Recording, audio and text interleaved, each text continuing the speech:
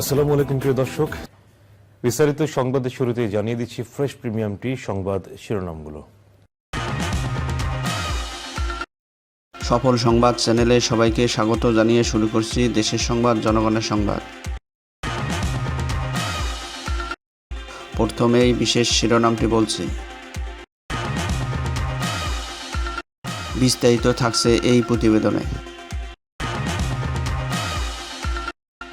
হত্যা মামলায় আনিসুল হক ও সালমান এফ রহমানের 10 দিন করে রিমান্ড মঞ্জুর। এতক্ষণ শিরোনামগুলি শুনছিলেন, এখন বিস্তারিত।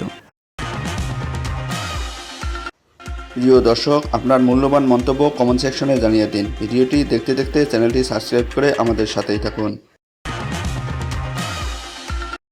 কোটা সংস্কার আন্দোলন ঘিরে সংঘর্ষে এক হকারের মৃত্যুর ঘটনায় হওয়া হত্যা মামলায় সাবেক আইনমন্ত্রী আনিসুল হক এবং সাবেক প্রধানমন্ত্রী শেখ হাসিনার উপদেষ্টা সালমান এফ রহমানের 10 দিন করে রিমান্ড মঞ্জুর করেছে আদালত। ঢাকা মহানগর গোয়েন্দা পুলিশের আবেদনের পরিপ্রেক্ষিতে শুনানি নিয়ে ঢাকার চিফ মেট্রোপলিটন ম্যাজিস্ট্রেট আদালত বুধবার সন্ধ্যার পর তাদের এই রিমান্ড মঞ্জুর করেন।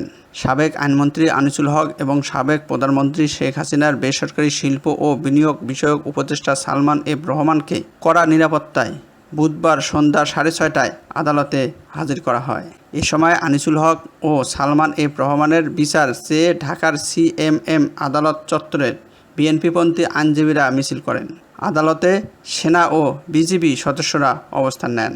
বৈষম্য বিরোধী ছাত্র আন্দোলনের কর্মসূচি চলাকালে গত 16 জুলাই ঢাকা কলেজের সামনে সংঘর্ষে 2 জন নিহত হন। তাদের একজন ঢাকা কলেজের শিক্ষার্থী সবুজ আলী এবং অন্যজন হকার মোহাম্মদ শাহজাহান।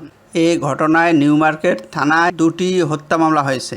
এর মধ্যে শাহজাহান হত্যার ঘটনায় ইন্ধনদাতা হিসেবে আনিসুল হক এবং সালমান এফ রহমানকে গ্রেপ্তার করা হয়। গত মঙ্গলবার তাদের গ্রেপ্তারের তথ্য জানায় ঢাকা মহানগর পুলিশ। ছাত্র জনতার আন্দোলনের মুখে শেখ হাসিনা 5 আগস্ট প্রধানমন্ত্রীর পদ থেকে পদত্যাগ করে দেশ ছাড়ার পর তার মন্ত্রিসভার সদস্য ও আওয়ামী লীগের নেতারা আত্মগোপনে রয়েছেন।